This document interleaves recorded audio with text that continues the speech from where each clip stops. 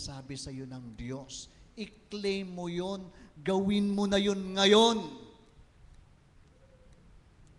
Hindi yung makita mo muna yung sarili mo na nakabihis ka na, nakapustura ka na, namukha ka ng ganun ka na. Hindi. Gawin mo na ngayon. Kapatid, magaling kang leader. Nakikita kong magaling kang leader. Huwag mong hintayin na kapag nakatapos na ako ng doctoral degree, kapag nag-take na ako ng mga ganong seminar. No, ngayon, magsabuhay ka na. Gawin mo na yan sa buhay mo. I-claim mo na yan ngayon. I-practice mo na yan ngayon. And later on, you will see that it is fulfilled in you. That is an anointing. That is how we claim and we stand in the anointing of God. Si David, nakita niyo si David, nang binuhusan siya ng langis, he was anointed by God to become a king. He was already, in fact, a king during that time, sa tingin ng Diyos. Ano ang ginawa ni David nang pinipersecute siya?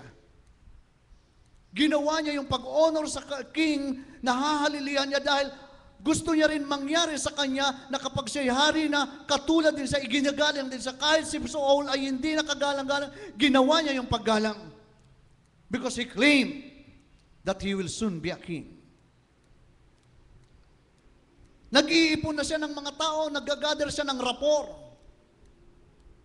Nakikipagdigma siya to prepare himself. Humaharap siya sa mga digmaan, nangunguna siya sa mga tao. Hindi naman siya ganun dati eh. Di po ba? Shepherd lang siya. But he claimed. Wala pa siya sa trono, ang asta niya, hari na siya. And he became a king. Kapatid, kapag may pronouncement sa inyo ang Diyos, mag-asta kayong nandoon na kayo. At makikita nyo isang araw na nandun nga kayo, nakatayo. Claim for it. Hindi yung naghihintay, wala pa naman eh. Siguro, pag puro na ako rayuma, yun na yata. Hindi, wag ganon. Ay, pag binigyan ako ni Lord ng ganito, Lord, sign. Sinabihan ka na nga ng Lord, sign ka pa ng sign. Tingnan mo sa Bible, kahihingi ni Gideon ng sign at the end of his life. Saan siya napunta? He end up his life worshiping idols and gods. Ito yung mga nangyayari sa mga tao. Hingi ng sign. Kapatid, huwag ka masyado sa sign. May pronouncement na sa iyo ang Diyos. Sinabi na ng Diyos, mag-stick ka doon sa sinabi ng Diyos. Then you will end your life, kapag ikaw puno ka palagi ng sign, you will end up your life worshiping idols. Bakit worshiping idols? Kapag parahanap ka ng sign, maya-maya magre-resort ka na doon sa mga taong laging nagsasabi sa'yo hanggang sinasamba mo na sila. Huwag laging sign. Oras na may pronouncement sa iyo ang Diyos, claim for it. Live in it. Be it your life. Tingnan mo kapag hindi ka mag-excel na servant ng Panginoon. Tingnan mo kapag hindi ka idineklara ng Diyos, faithful servant.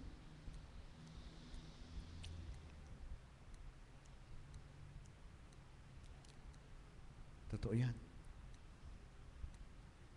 Totoo yan. Alam niyo mga kapatid,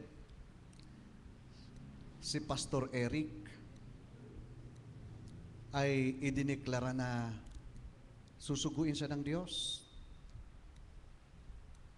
sa mga iba't ibang mga tao.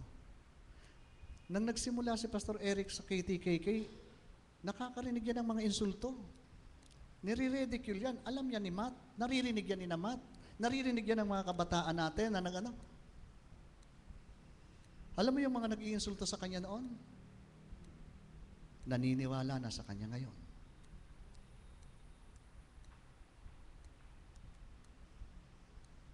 Yeah.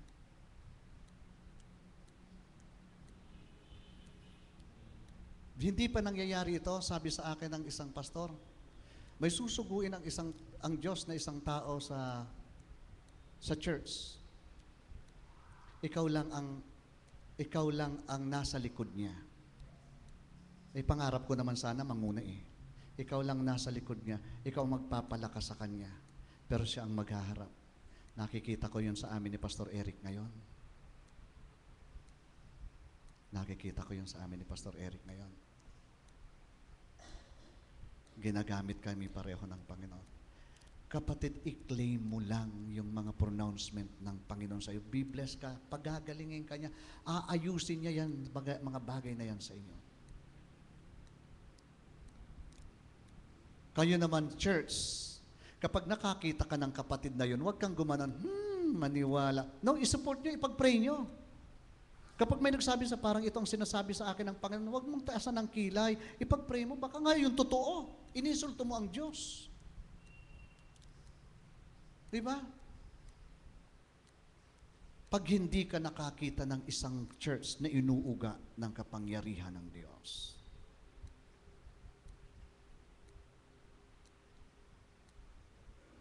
ito, mga kapatid, ang halaga ng anointing.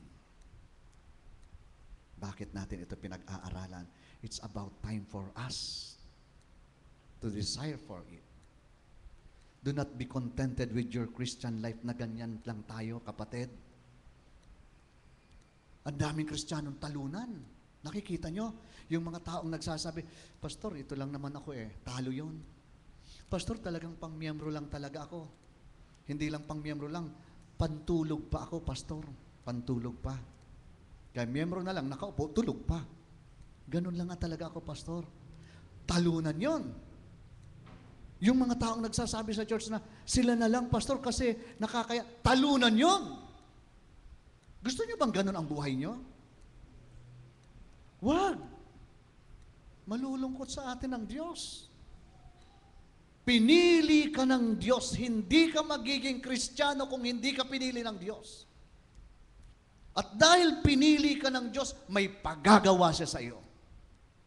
At dahil may ipagagawa siya sa iyo, gusto kanyang i-empower. And that power can only be attained by anointing. Through the anointing power of God.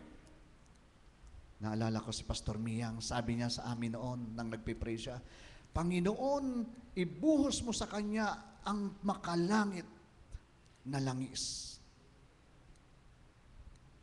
Ibuhos sana sa atin ng Diyos ang makalangit na langis. Sapagkat kung hindi mo siya, Panginoon, bubuhusan ng makalangit mong langis, walang mangyayari sa Kanya. Kawawa naman siya, Panginoon. Kaawaan mo siya, Panginoon.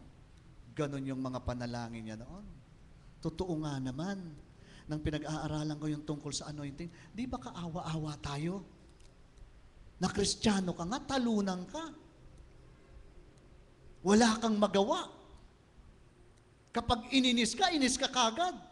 Kapag ininsulto ka, pipilanti ka kagad, magre-retaliate ka kagad. Bakit? Talo ka eh. Talunan ka eh. Akala mo matatag ka na dahil ako noon pa ako, galing ko ng leader. Pagkatapos sinaway ka na, wala ka. Tapos ka ngayon, kapatid. Nagtampo ka. Ano yun? Leader ka, nagtampo ka. Ikaw na unang magtampo. Paano pa aasahan mo yung mga taong hindi magtampo? Ikaw na ang naunang magtampo. Bakit? Walang power. Walang anointing. Because anointed people, I believe, wala sa kanyang bokabularyo ang salitang pagsuko. Katulad ni Pablo. Katulad ni David. Katulad ng Panginoong Jesus. That even death, hinarap niya. At nanalo siya kahit sa kamatayan. Because he was anointed. Gusto natin ng anointing? Amen. God bless po. Magandang gabi sa atin lahat.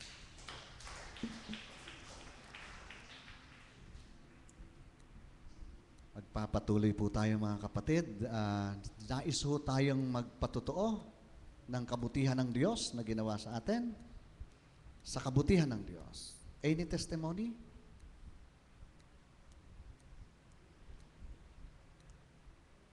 Ang daming kabutihan ng Diyos. Talaga sa dami, wala nang makataas. No? Si Ate Nilda. Okay. Pakinggan natin ang kabutihan ng Diyos sa buhay ni Ate Nilda.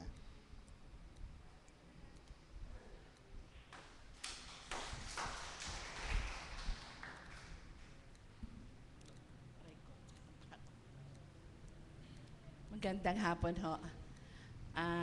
Unang-una ho, nagpapasalamat talaga ako sa Diyos sa biyaya niya sa akin ng kagalingan. Nagpapasalamat din ako sa inyo dahil alam ko, ang mga prayers ninyo ay talagang tumulong sa akin. April 10, nung ma-hospital ako, di ko alam kung yung the night before ng aking cystoscopy, ang BP ko is 170/130, 180/120. Yung sumunod, hindi na masabi. Tinatanong ko na nga, itutuloy niyo pa ba yung procedure sa akin na ganito ang presyon ko? Ang sinasagot sa akin na lagi ay itatanong ho natin sa cardio ninyo. Pero yung buong magdamag na yun, parang hindi talaga ako nakatulog ng maayos.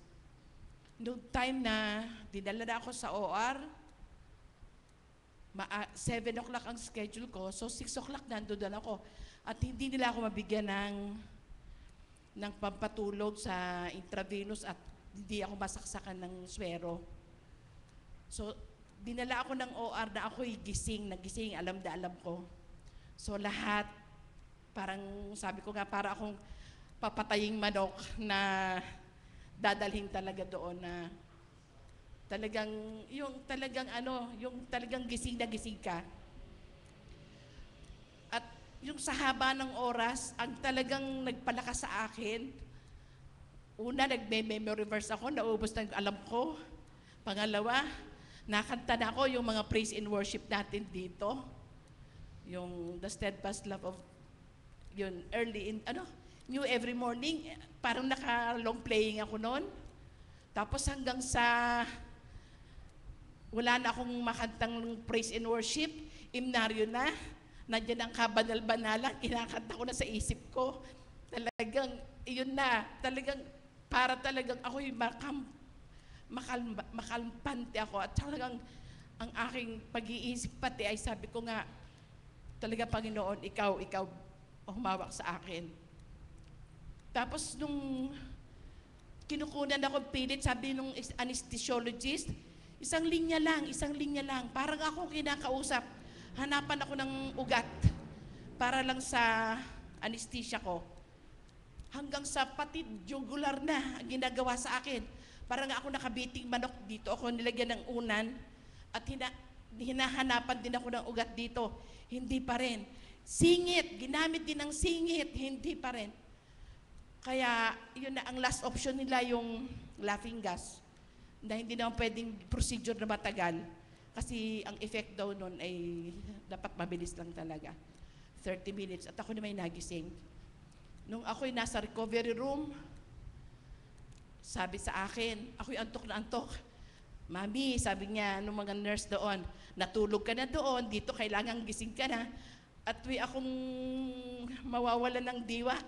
Mami, ginigising ako, hindi ka na pwedeng matulog, natulog ka na doon. Yung pala'y mayroong masamang effect kung sakaling natutulog pa ako. Another, parang ganon. Kaya sabi ko nga, yung sequence na yon, sabi ko, kung ang Diyos ay talagang hindi mabuti sa akin, yung time na nangyari sa akin dito, papasalamat din ako. Sabi ko nga, kung nagkataon talaga na pinabayaan ako, time ko na talaga yon, ang bilis lang pala, sabi ko, tina mo, ganun lang, hindi ko alam, wala talaga. At nung makauwi ako sa bahay, nakatulog ako, nung ako'y magising, sabi ko nga sa inay, para ako'y nagdahilan lang. Sabi ng inay, hindi kita matingnan. Nakalala ko yung tatay, ganun ang itsura, nung time na mawawala ng tatay. Kaya sabi ko nga, binabaybay ko yun. Sabi ko, sobrang pagpapala talaga. Sobrang pagpapala. Last week, naka-schedule nga kami ng Singapore. Ayoko na sumama. Sabi ko, mahirapan lang ako. Baka mag-pass out na naman ako doon. Ayaw nila pumayag. Ma, sabi niya, sumama ka. May wheelchair, may wheelchair. Hindi ka lalakad, itutulak ka namin.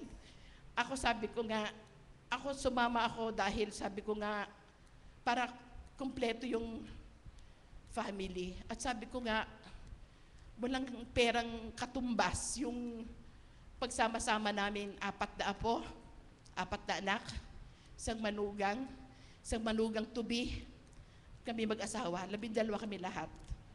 At yun, talagang sabi ko nga, araw-araw ako'y umiiyak sa panalangin dahil sabi ko, Panginoon, talagang napakabuti mo. Ang lahat ng ito, alam ko ito'y ginagawa mo sa akin dahil kailangan kong magsalita, magpatunay na talagang napakabuti mo. Ito lang ang kaya kong gawin, ang magsalita. Sabihin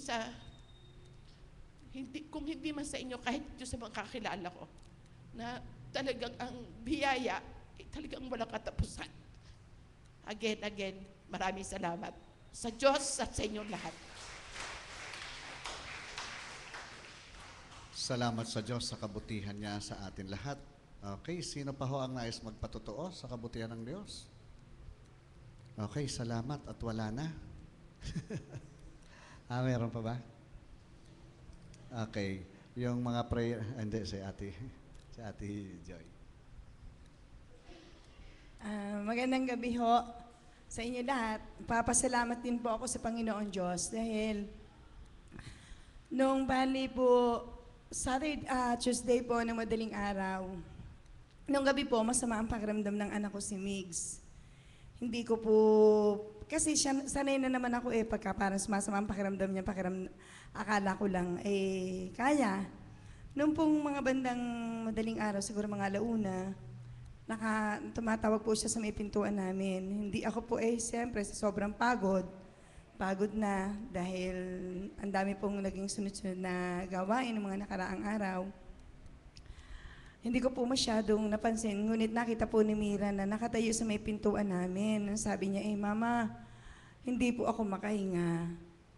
Talaga pong, yung parang nilalakihan niyo yung mata niya, yung nakatingin po sa amin. Hindi ko maintindihan kung paano ako nakalabas dahil ako medyo sa ilalim na itutulog. Nakita ko po siya, sabi ko, bakit? Sabi niya, Mama, hindi ako makahinga talaga. Ang itim na ho ng labi niya, pati yung kuko niya. Tapos nung sinalat ko po siya, sobrang taas ng lagnat niya, mataas na mataas.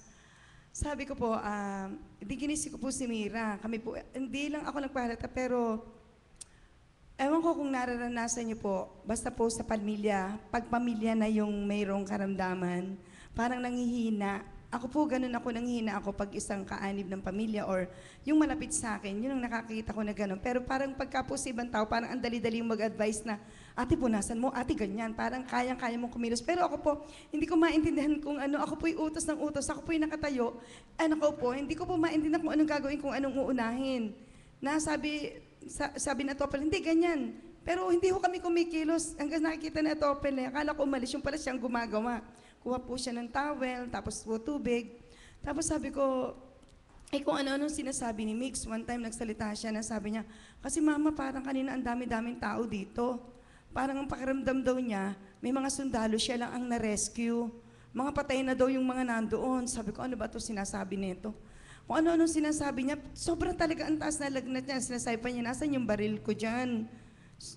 Ako, hindi na ho ako magkaintindihan. Parang ako, sabi ko, Mira, dalhin ka na namin sa Hospital Migs. Sabi ko, kahit sa Granha lang or kahit dito sa may doctor's hospital, malagyan ka lang ng oxygen. Ginagano yung talaga niya yung mata niya, yung tinataas yung ganyan. Tapos sabi ko, hindi ako magkaintindihan. Pero hanggang siguro sa katarantahan, bigla ho akong napatingin, sabi ko, Mira, tayo manalangin. Sabi ko pong gano'n sa kanya, mag-pray tayo. Kasi hindi ko agad naisip yun Para pong, kung baga sa naisip ko, gawan ng Lunas kung anong dapat gawin. Tapos po, nag-pray. Naalala ko po lagi yung sinasabi na saya sa atin din ang ating mga sarili. Hanggang sa dumating po yung pagkakataon na sabi ko, siniyasat ko yung sarili ko sa panalangin. Alam ko, Lord, marami akong kahinaan. Lalo ng mga nagdaang araw, parang nagkamaroon po ako ng pagkukulang sa devotion. Sabi ko, Lord, alam ko pong ang dami-dami kong pagkukulang. Ako po yung nag-uumiyak. Sabi ko, Lord, bakit po this time ako muli po ako hihingi sa inyo. Ang dami ko pong ipinagpipray, ang dami po lumalapit na nagnanalangin ako. Ako po yung nakikiusap sa inyo para po sa anak ko. Nakikiusap, nung pinupunasan ko po siya, hanggang sa sabi ni Mia, sabi ko, Miko, okay ka lang? Sabi ni Mira, Mama, ikaw ba okay? Kasi kita ni Mira, ako yung hindi okay. Hindi ko lang po pinapahalata, parang ang sakit-sakit ng dibdib ko. Tapos mamanhid na yung kamay ko, ganyan ako lang ganon. Parang siguro yung dala ng nervyos, bago pinupunasan ko siya, punas ako ng punas, kada kilos niya, ang sakit-sakit ng katawan ko. Sabi ko, hindi ganyan, trangkaso yan. O, minom ka nitong gamot, may Biogesic dito. Parang ganun po, tas punas po ako ng punas sa kanya, tapos sabi, ano ba yung, natataranta ko, Mira, ano ba yung ano, siya naman po yung tinatry niya tumawag sa ospital, kung ano yung ano, tapos sabi niya, sige mamaya hanggang mamaya, pag ano, dadalhin na talaga namin. Sabi niya, Ma, wala din naman gagawin sa akin, huwag na lang. Tapos nung dumating po yung pagkakataon, nag-pray po ako. Talagang siguro yung pray na sa tingin mo yung bang marubdob, yung parang hindi mo nagagawa lagi pagka, para bang light lang yung, pagka light yung nararamdaman mo. Pero this time, yung bang pray mo na, Lord, yung bang parang talagang kung pwede lang, maawa ka naman, tulungan mo naman, yung ganun talagang ano. Nung papawisan po siya nung maibsan po siya ng pawis, wala po ako talagang tulog hanggang pagising ko ng umaga. Takbo-takbo ako sa butika, bili ako ng gamot niya, bili po ako ng kakainin niya kasi alam kong inom siya ng gamot. Mula po nang mapunasan ko siya at matapos po yung panalangin at matapos po yung pong pag-ano namin sa kanya at pawisan siya, ni minsan po, simula po nang mapainom namin siya ng gamot na yun, hindi na po siya nilagnat. Sabi ko po, Lord, salamat. Alam ko pong ikaw yung kumilos. Alam ko pong dininig mo yung dalangin. Alam ko po, Panginoon Diyos, na talagang, yung bang parang bang sa tagal na po ng mga nangyayari, sa tagal na po yung mga parang puro blessing, puro pagpapala, yun po yung nakikita mo. Sabi ko nga, every time po na, sabi ko, Mira, every time na bakit ganun? Every time na magtuturo ka, yung lesson na tinuturo mo, yun ang lesson na ipinagkakaloob sa iyo. Lagi pong ganyan na nangyayari. Kasi ang sabi nga siya sa atin ang sarili. Ang Sunday po, yun ang tinuro ni Ate Grace na nagsasharing kami na siya sa atin talaga yung sarili. Doon kami doon po kami tumigil sa ganun. Sabi ko, siya sa atin ang sarili. At nakita ko po talaga na ang dami pa rin pong kahinaan. Kaya sabi ko, Lord, patawad po. At alam ko pong napakabuti niya. Siguro yun patuloy pong pagpapa-analyze ng Panginoon Diyos na baka po medyo nagiging light na uli yung kaya sabi niya, anak, baka medyo nakakalimot ka. Pero nagpapasalamat po ako, alam ko po na ang Panginoon Diyos ang kumilos dahil kilala ko po si Mix. Si Mix po, pag nilalagnat ng ganyan, nakakailang araw po, ilang araw, halos 2 araw na babantayan mo yung lagnat niya, ganun-ganyan. Pero yung pong pagkakataon ngayon, matapos po namin siya mapainom ng gamot, matapos po namin mapunasan, hindi na po naulit ang lagnat niya. Kaya po, ako po ay nagpapasalamat dahil alam kong kumilos po ang Panginoon Diyos at talagang napakabuti po niya. Sa panahon po talaga na wala talagang maaasahan. Sabi nga, ang prayer po, hindi daw po yung last recourse kundi yung first solution talaga. Kaya sabi ko, Lord, I'm sorry kasi parang marami akong naunang naisip. Hindi ko naunang naisip yung ikaw lang pala talaga ang dapat talaga na ikaw lang talaga ang dapat at ang kauna-unahang dapat lapitan sa lahat ng sandali. Kaya to God be the glory po, talaga napakabuti po ng Panginoon Diyos. Salamat.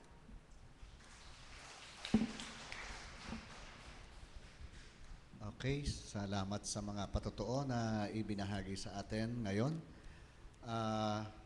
Tayo po ay mananalangin. Ipag-pray po natin sa Panginoon ang nalalapit na eleksyon ng ating council, pati ho yung mga board ng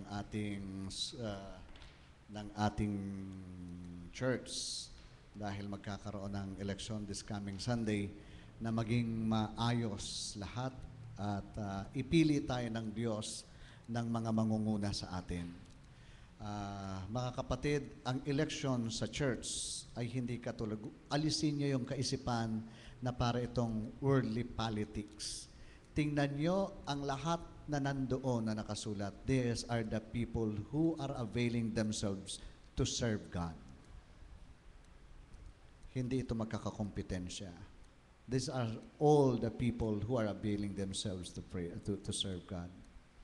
Lamang ipag-pray nyo, sino ang pinipili ng Diyos sa pagkakataong yon. Okay? They are all servants of God. But at that time, ilid tayo ng Panginoon. Sino ang nais ng Diyos na maglingkod sa Kanya sa panahon na yan? Okay? Ipag-pray natin yung election. Yung tatay daw ni kapatid na Au ay i-oopera this coming Saturday. Ipag-pray po natin ang matagumpay na pag-oopera dahil yung tatay ni kapatid na Au ay na-stroke na yon. Ano po? Na-stroke na yon 2 beses na yata. Pagkatapos may problema pa ngayon sa prostate. No, doon yata siya operahin. One time, ipinag-pray namin, pinuntahan namin yon, nakaupo lang siya, hindi siya makalakad. Ipag-pray natin. At hindi pa naman siya gaano katandaan. Okay. Ipag-pray din natin yung may iba pang mga karamdaman, yung tuloy-tuloy na paggaling ni Ate Presi Kator. Ano po? Tsaka yung kanyang anak na si kapatid na Ramon, nakakaawa. Siya po ay may lymph node cancer. Katulad din ho yun ng sakit ng kanyang unang kapatid na si Ate Mirna. Ano? Ang kaso yung kay kapatid na Ramon ay nasa balikat niya. Hinawakan ko dito, napakalaki na ayaw nang ipagalaw ng doktor. Ibig sabihin, alam mo naman, doktor, tansyado na nila yon, kung ano yon. Pero ipag-pray natin yung lakas, pananampalataya, at kung ano man ang naisin ng Diyos sa kapatid na Ramon. Ano po? Ipag-pray natin, kapatid, na tayo wag maghinawa sa gawain ng Panginoon. Kailangan din natin ang lakas. Dahil kung tayo na ang maghihinawa sa gawain ng Panginoon, wala nang magpapatuloy. Kung tayo ang tinatawag ng Diyos na dapat magpalakas tayo na ang nanghina at umayaw, wala na tayong madadala pa. Kaya tayo dapat patuloy niyang bigyan ng inspirasyon. Damhin natin, maramdaman natin na responsibilidad natin ito. Okay? Coming to the Lord ay isang it's not an option. It is a responsibility. Si Ate Doreen.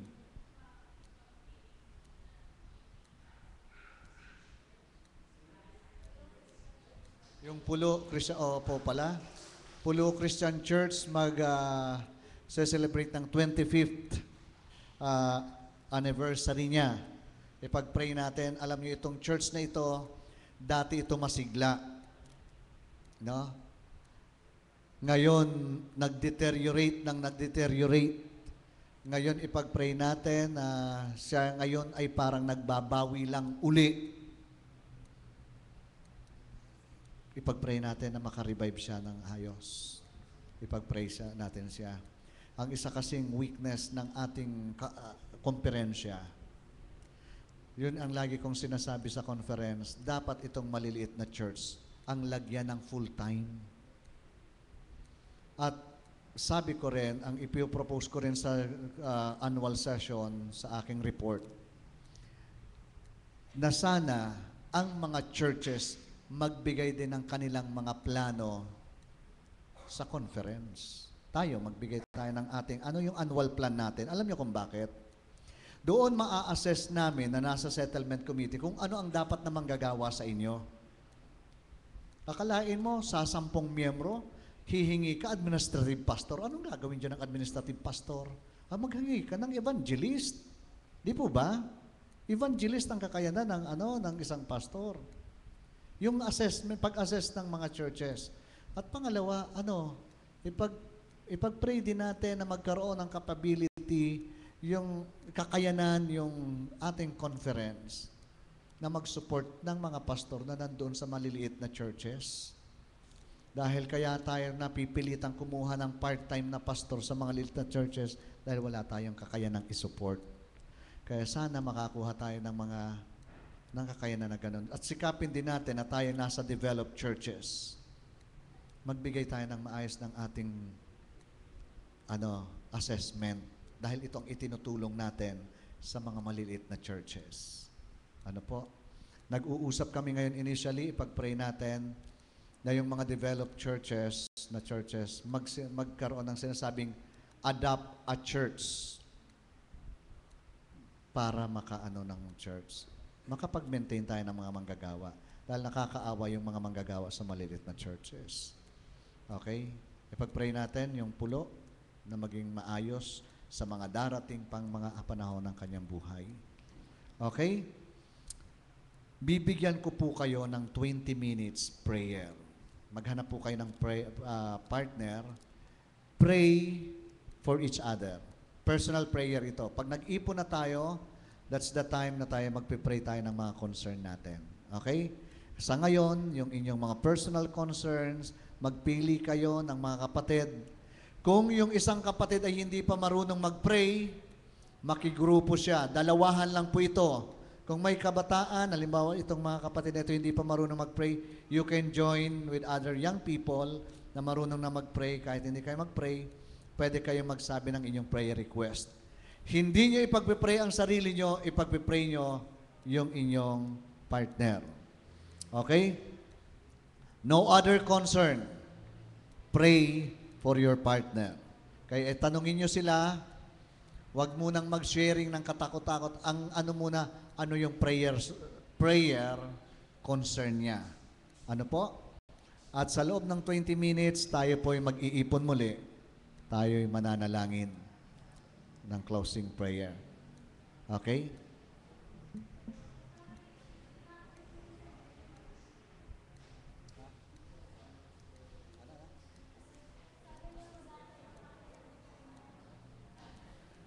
Yes, i-practice din natin yung discernment.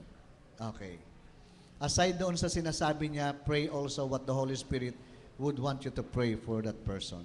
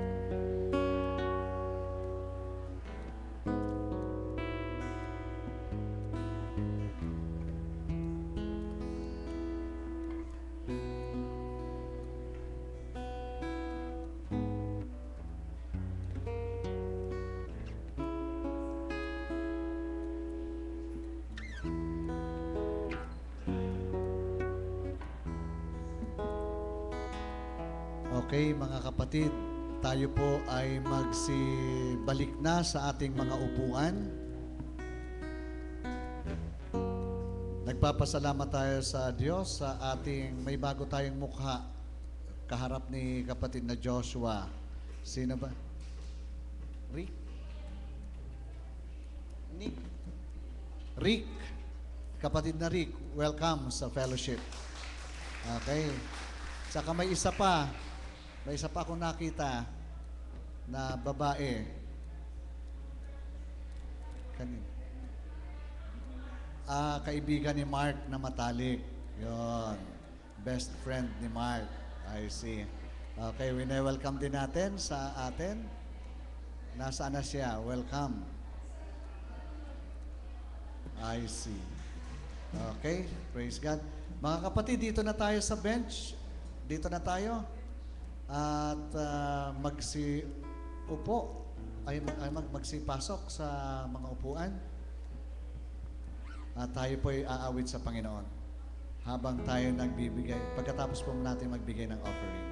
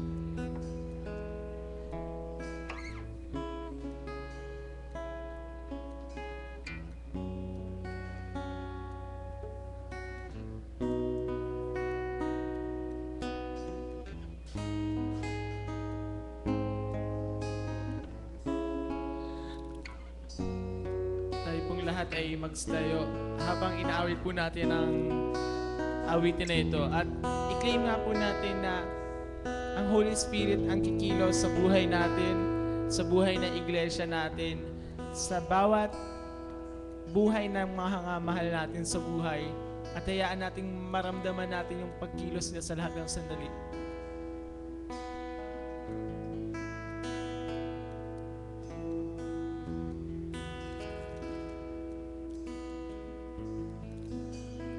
Ating pong awitin, Come Holy Spirit. Holy Spirit, fall on me now. I need your anointing. I need your anointing. Come in your power. I love you, Holy Spirit. I love you, Holy Spirit. You're captivating my soul. And every day I grow. Isa pa po natin awitin, Come Holy Spirit.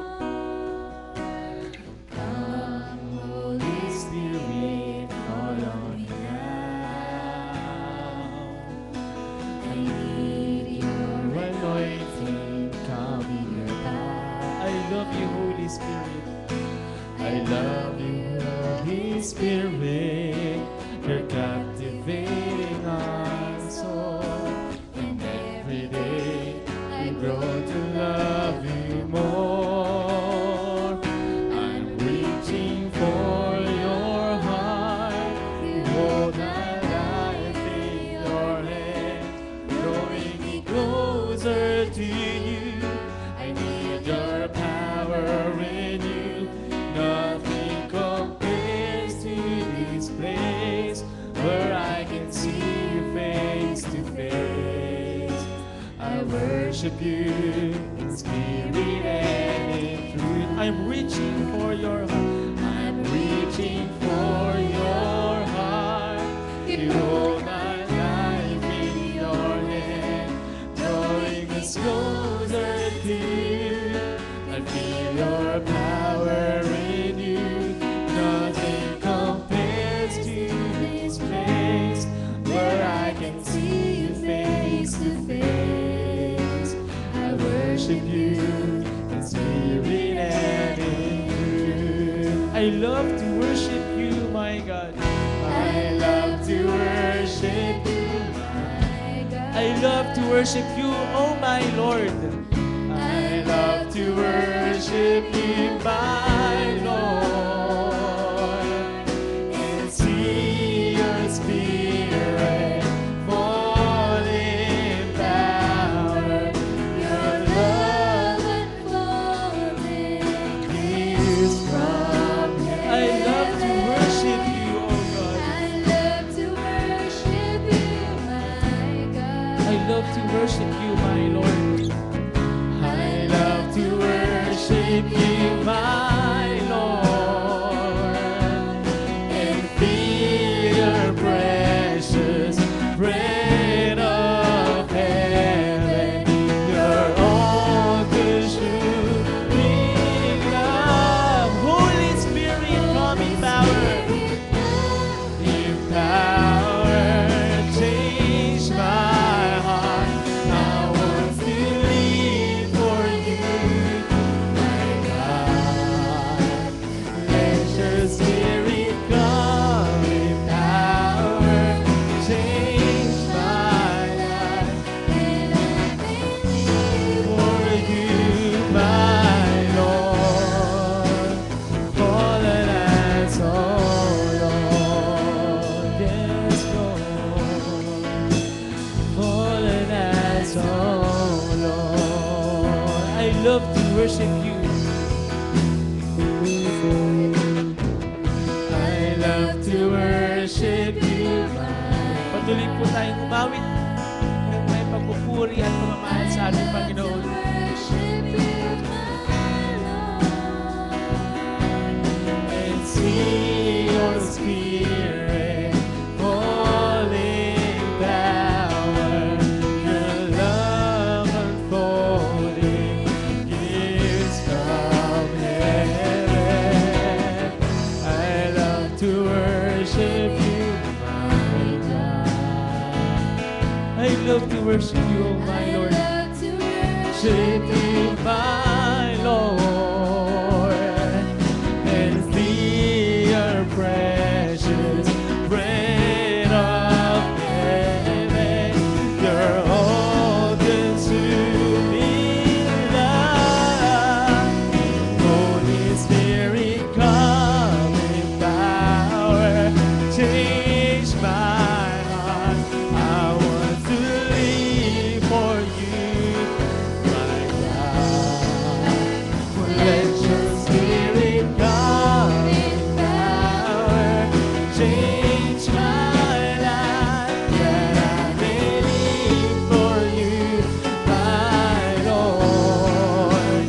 Holy Spirit, come in power, change my heart. I want to live for you, my God.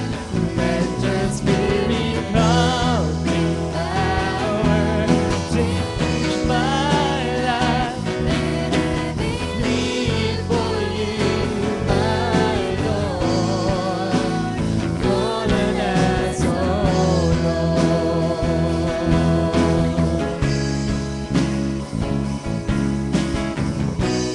Awitin natin, take me to the place.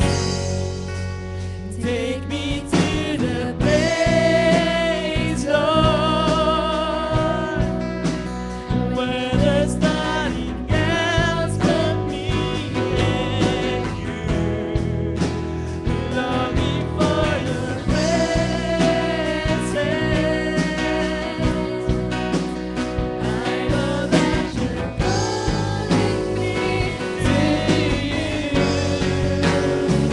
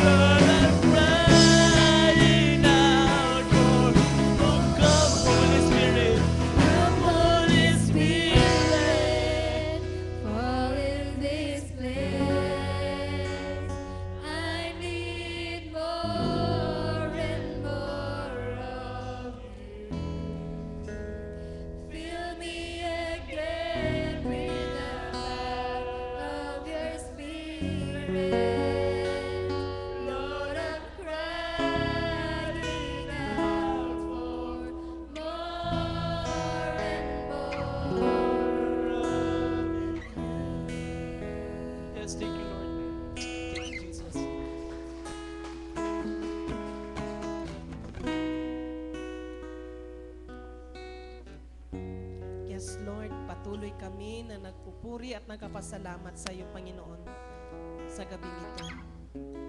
Patuloy kami na humihingi ng iyong anointing, O God. Dahil ito ang kinakailangan namin bilang iyong lingkod, bilang mga leaders, O God.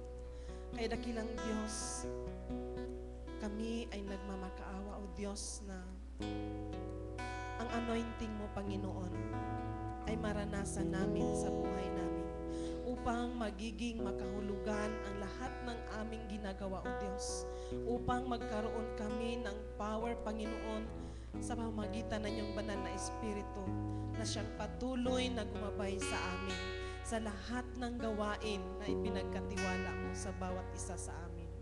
Kaya dakilang Diyos, maraming salamat at alam namin, Panginoon, na patuloy mo kami nagabayan. Patuloy niyo po kami, Panginoon, na i-anoint at alam namin, Panginoon, na ito ang gusto mo na gawin sa inyong mga alagad. Kaya dakilang Diyos, maraming salamat. At narito kami, Panginoon, handa namin ito na natanggapin at gamitin, O Diyos, ang iyong anointing upang patuloy na magkaroon kami ng power, Panginoon, sa lahat ng gawain upang maranasan namin, Panginoon, ang totoong paglingkod sa iyo, Panginoon. Gawin namin ang lahat namin na ang lahat ng makakaya namin, O Diyos, na nakasama ang puso namin, Panginoon, na nandoon yung buong kagalakan. Maraming salamat, O Diyos, at alam namin na ibinuhos niyo na po ito sa iglesyang ito. Kaya dakilang Diyos, patuloy kami na lumalapit sa iyo. Patuloy kami na nagkakaisa, O Diyos, sa aming mga dalangin sa iyo, Panginoon. Panginoon, sa darating na election, O God, sa Church Council, Panginoon. Lord, alam namin na may mga pinili ka na, Panginoon. Alam namin, O Diyos, na may mga tao ka na pinili para sa mga posisyon, O God, sa Church Council. Simula sa chairperson, Panginoon, sa vice, sa secretary, sa treasurer, sa auditor, sa financial secretary, O God, sa lahat ng mga boards, Panginoon. Alam namin na may mga tao ka nang pinili para nito.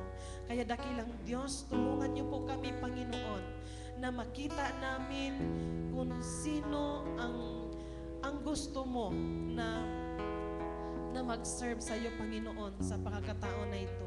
Kaya dakilang Diyos, i-guide niyo po ang bawat isa, Panginoon, ang lahat ng membro sa iglesyang ito, Panginoon, na ang iyong kalooban ang masunod, O God.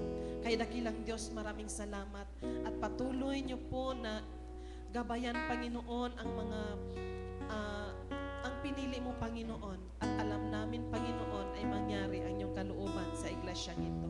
Kaya dakilang Diyos, patuloy din kami na lumalapit sa iyo. Patuloy kami na nagkakaisa, O Diyos, sa aming mga dalangin sa iyo, Panginoon. Lalo na sa mga kapatid namin na may mga karamdaman.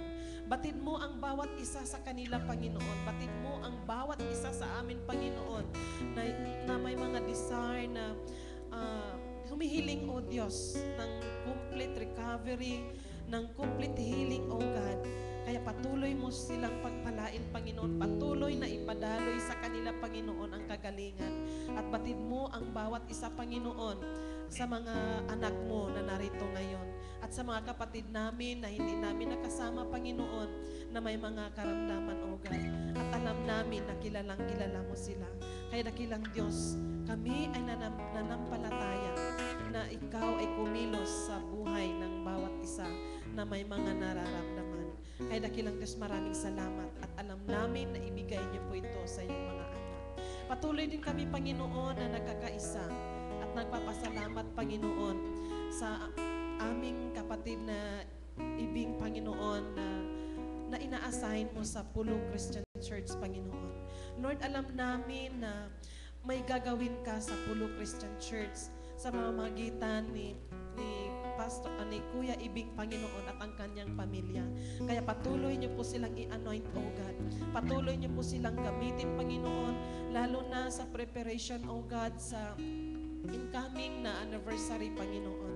Lord, nakita mo ang totoong sitwasyon ng Pulo Christian Church, Panginoon.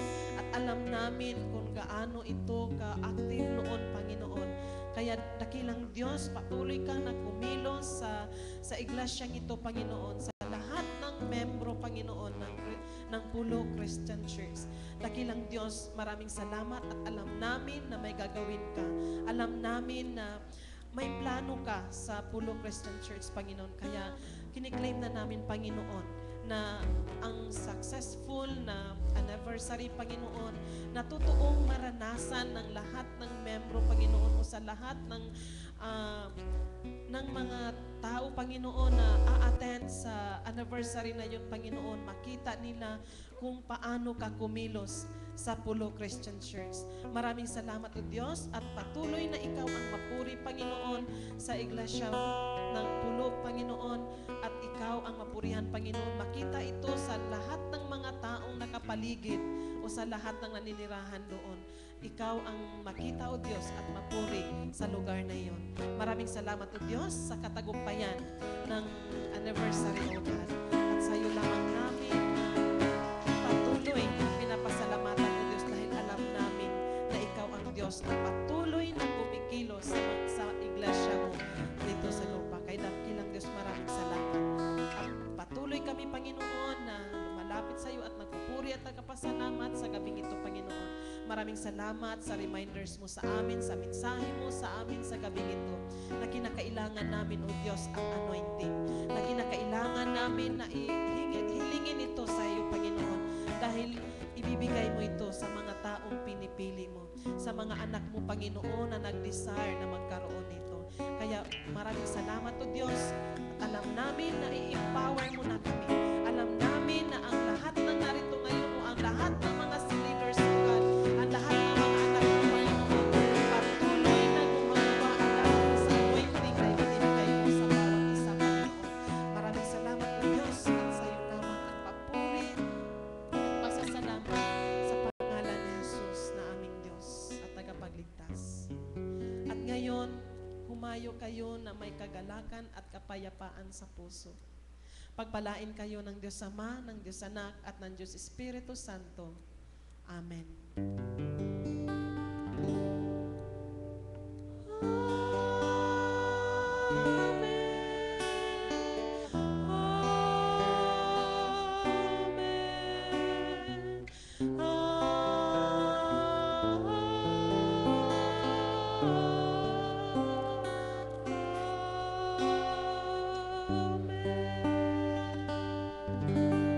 Magandang gabi po sa ating lahat.